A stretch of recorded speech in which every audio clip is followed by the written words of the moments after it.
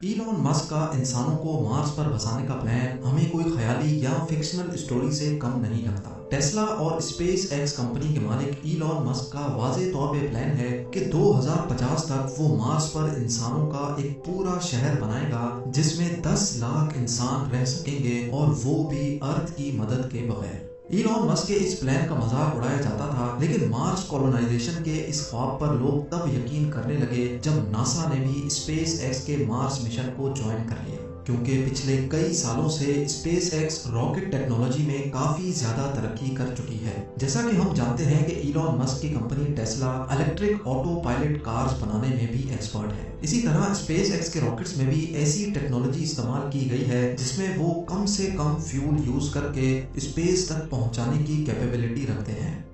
مارس جو کہ ارتھ سے 6 کروڑ 20 لاکھ کلومیٹر دور ہے، وہاں تک انسانوں کو پہنچانے کے لیے ایک خاص اسٹار شپ بنائی جا رہی ہے جو ایلون مسک کے مطابق ٹیسلا میں استعمال ہونے والی بیٹریز پر آپریٹ ہوگی، یعنی اس میں فیول کم سے کم استعمال کیا جائے گا۔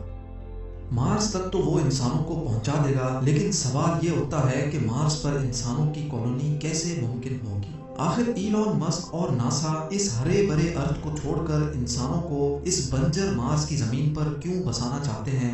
نہ ہی وہاں سانس لینے کے لیے آکسیجن ہے، نہ ہی کھانے پینے کا سامان، اور نہ ہی -100 ڈگری سیلسیس جتنی سردی میں سر چھپانے کی جگہ۔ جب وہاں انسان کے رہنے کی کوئی بیسک فیسلٹی بھی موجود نہیں ہے تو آخر مارس پر انسانوں کی کالونی بنانا ممکن کیسے ہو؟ یہی وہ سوالات ہیں جن کے جواب آپ اس ویڈیو میں جان سکیں گے۔ سب سے پہلے بات کرتے ہیں کہ جب اس ارتھ پر انسان کے رہنے کی ساری نیچرل فیسلٹیز موجود ہیں تو پھر انسانوں کو مارس پر بھیجنے کی ضرورت ہی کیا ہے؟ پچھلی کئی صدیوں سے ہمارے پلانٹ ارتھ کی ہیلتھ کے اوپر جو بھی ریسرچ ہو رہی تھی، افسوس کے ساتھ ان تمام ریسرچ کے ریزلٹس نیگیٹو آئے ہیں۔ سائنسدانوں کا کہنا ہے کہ جب سے انسان نے فوسل فیولز یعنی پیٹرول اور گیس کا استعمال شروع کیا ہے، تب سے ارتھ کا ٹیمپریچر بڑھتا چلا جا رہا ہے، اور ایک وقت ایسا آئے گا جب یہ ٹیمپریچر اتنا زیادہ ہو جائے گا کہ ارتھ پر کسی بھی جاندار کا رہنا ممکن نہیں ہوگا۔ ایک سروے کے مطابق ہر 10 سالوں میں ارتھ کا ایوریج ٹیمپریچر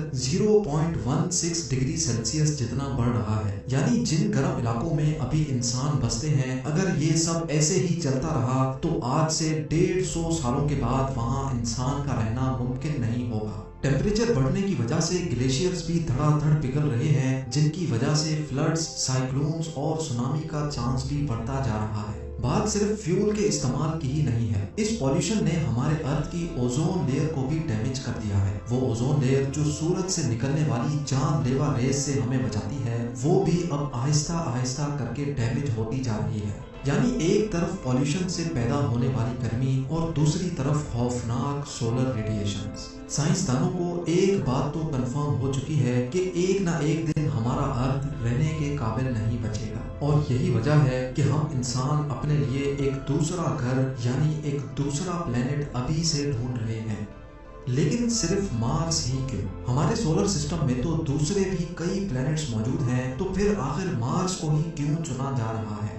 ہمارے سولر سسٹم میں ہمارا ایک پڑوسی پلانٹ وینس ہے اور دوسرا مارس۔ وینس جو مارس کے مقابلے میں ارتھ سے کافی زیادہ قریب ہے، لیکن ہم وہاں نہیں جا سکتے کیونکہ وہاں وہی سب کچھ ہے جس سے ہم بھاگ رہے ہیں، یعنی گرمی۔ جی ہاں، وینس سورج کے گرد چکر لگانے والا دوسرا پلانٹ ہے جہاں گرمی اتنی شدید ہوتی ہے کہ لوہے کو بھی پگھلا کر رکھ دے۔ دوسری طرف ہمارا پڑوسی ہے مارس، جو سورج کے گرد چکر لگانے والا چوتھا پلانٹ ہے۔ یہاں وینس جیسی آگ تو نہیں برستی، پر یہاں سردی ارتھ کے آرکٹک ریجن سے بھی زیادہ ہوتی ہے۔ صرف کڑاکے دار سردی ہی نہیں ہے جو مارس پر انسانوں کے لیے مشکل کھڑی کرے، بلکہ نہ ہی وہاں آکسیجن ہے اور نہ ہی پانی، یعنی انسان کے زندہ رہنے کی بیسک فیسلٹیز بھی وہاں موجود نہیں ہے۔ یہ ساری کنڈیشنز جاننے کے باوجود بھی ناسا اور ایلون مسک کے پاس آخر ایسا کیا پلان ہے جس سے وہ مارس پر انسانوں کو زندہ رکھ سکتے ہیں؟ ایلون مسک کے پلان کے مطابق 2026 میں پہلے مارس پر انسانوں کا ایک چھوٹا گروپ جائے گا۔ اس گروپ کے پاس کم سے کم 2 سال زندہ رہنے کی تمام چیزیں موجود ہوں گی۔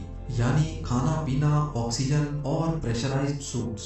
लेकिन इस ग्रुप के वहां जाने से भी पहले मार्स पर एक प्रोटेक्टिव शेल्टर बनाना बहुत ही जरूरी है, क्योंकि मार्स पर मिट्टी के खौफनाक तूफान इंसानों को नुकसान पहुंचा सकते हैं। ये प्रोटेक्टिव शेल्टर्स मार्स पर मौजूद मिट्टी से ही बनाए जाएंगे, लेकिन जब मार्स पर इंसान नहीं होंगे तो ये शेल्टर आखिर बनाएगा कौन? हैरत अंगेज तौर पे ये शेल्टर्स मार्स पर मौजूद रोबोट्स बनाएंगे।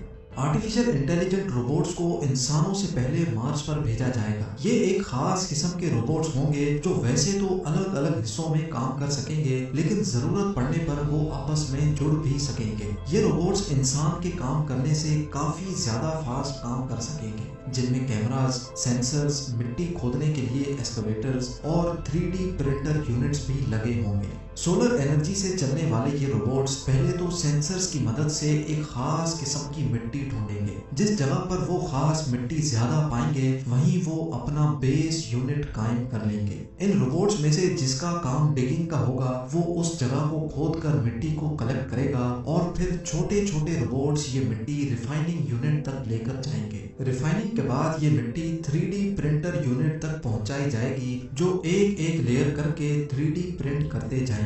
कई महीनों तक ये काम ऐसे ही चलता रहेगा, जिसको अर्थ से बैठकर भी मॉनिटर किया जा सकेगा। शेल्टर कंप्लीट होने के बाद स्टार्ट होगा रोबोट्स का दूसरा फेज।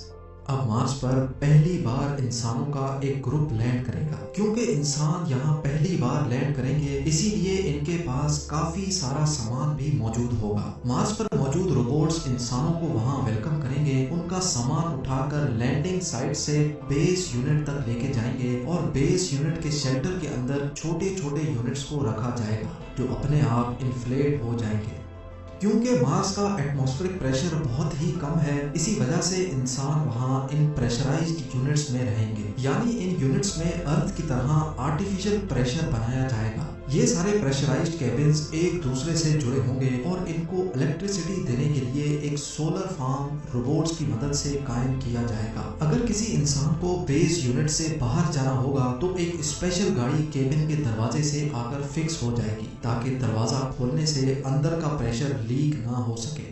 अब बारी होगी मार्स पर एक ग्रीन हाउस बनाने की, ताकि मार्स पर वेजिटेशन की जा सके। साइंस रिसर्च के मुताबिक मार्स पर स्टार्टिंग में सिर्फ पोटैटोज और बीन्स लगाए जा सकेंगे। ग्रीन हाउस के अंदर प्लांट्स जैसे जैसे बड़े होंगे, उनमें से एक ऐसी चीज निकलेगी जिसका होना मार्स पर बहुत ही ज्यादा जरूरी है, और वो है ऑक्सीजन। जी हाँ, ये प्लांट्स मार्स पर सब्जियों के अलावा इंसानों को ऑक्सीजन भी देंगे, लेकिन ये ऑक्सीजन इतना ज्यादा नहीं होगा, इसलिए जल्द अज जल्द मार्स पर ऑक्सीजन बनाने का भी बंदोबस्त किया जाएगा। हैरत अंगेज तौर पे ये एक्सपेरिमेंट मार्स रोवर पहले ही कर चुका है। एक स्पेशल डिवाइस जो सोलर एनर्जी के जरिए ऑपरेट होगी, वो मार्स के एटमॉस्फेयर से कार्बन डाइऑक्साइड को लेकर उसमें से हीट और इलेक्ट्रिकल करंट पास करेगी, जिससे ऑक्सीजन कार्बन डाइऑक्साइड से अलग हो जाएगा और उस ऑक्सीजन को कलेक्ट कर लिया जाएगा। यानी अब इंसानों की एक छोटी टीम वहाँ ऑक्सीजन भी बना सकेगी। खाने के लिए उनके पास सिर्फ 2 डिश ही सही, पर खाना मौजूद होगा।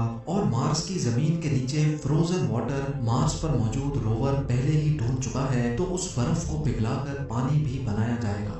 100 बातों की एक बात, मार्स पर भेजे गए इंसान अब बगैर अर्थ की मदद से जिंदा भी रह सकेंगे और वक्त पड़ने पर वापस अर्थ की तरफ रवाना भी हो सकेंगे। लेकिन क्या ये सब ऐसे ही चलता रहेगा? क्या मार्स पर जाने वाले लोग कभी भी अपने केबिन से बाहर नहीं निकलेंगे? अगर मार्स पर जाकर भी ऐसी ही जिंदगी गुजारनी है, तो फिर इतने ज्यादा ताम झाम की आखिर जरूरत ही क्या थी? साइंसदानों के पास इस मसले का कोई सॉल्यूशन तो नहीं है, लेकिन उनका ये ख्याल है कि अगर मार्स के एटमॉस्फेयर में कुछ ऐसी चेंजेस की जाएं जिससे मार्स का टेम्परेचर बढ़ जाए, तो शायद आने वाले 100 या 200 सालों के बाद मार्स वैसा ही हरा भरा हो सकता है जैसा अभी हमारा अर्थ है। यानी साइंसदानों के मुताबिक मार्स का टेम्परेचर बढ़ाने से वहाँ दोबारा जिंदगी पाई जा सकती है, और इस काम के लिए जो आइडियाज दिए जा रहे हैं वो जानकर यकीन करना मुश्किल होगा।